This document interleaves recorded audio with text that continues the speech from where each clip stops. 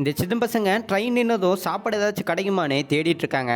ஆக்சுவலா இவங்க 2 பேத்துக்கும் டெய்லி இதான் வேலையே. இப்படி இருக்க சின்ன பையன் ஒருத்தன் ட்ரெயின்லயே படுத்து தூங்கிடுறான். ஸோ கண்ணு முழிச்சு பார்த்தா அவன் அண்ணால இருந்து யாருமே ட்ரெயின்குள்ள இருக்க மாட்டாங்க.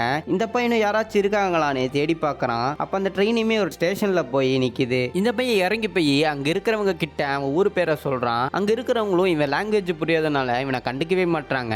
இந்த பையனுமே என்ன பண்றதே தெரியாம இருக்கும்போது அவன மாதிரியே நிறைய பசங்க ஒரு இடத்துல இருக்கிறத பார்க்கறான். ஸோ உடனே அந்த பையனும் அவங்க கூடயே சேர்ந்து படுத்து தூங்குறான். அப்ப எல்லாரும் தூங்கிட்டு இருக்கும் போது சவுண்டை கேட்டு முழிச்சு பார்க்கறான். பத்த பசங்களை கடத்திட்டு போறதுக்காக நிறைய பேர் வந்திருக்காங்க. இவனும் அவங்களுக்கு தெரியாம அங்க இருந்து தப்பிச்சு ஓடிடுறான். ஸோ அடுத்த நாள் காலையில தனியா ரயில்வே ட்ராக்ல நடந்து போயிட்டு இருக்கும் போது ஒரு லேடி அந்த பையனை கூப்பிட்டு பேசுறாங்க. அப்ப அந்த பையனுமே எல்லாத்தையுமே சொல்லிடுறான். அந்த லேடியை அவனை கூடயே கூட்டிட்டு போய் அவனை சாப்பிட வைக்கிறது, குளிக்க வைக்கிறது, கூடயே தூங்க வைக்கிறது வரைக்கும் செய்யறாங்க. அடுத்த நாள் காலையில பார்த்தா லேடி வீட்டுக்கு ஒரு ஆள் வந்து உடம்ப செக் பண்ணி பார்த்துட்டு இருக்கான். ஸோ அப்பதான் அந்த பையனுக்கு தெரியுது லேடியுமே நம்மளை விற்கதான் கூட்டிட்டு வந்திருக்காங்கன்னு தெரிஞ்சு.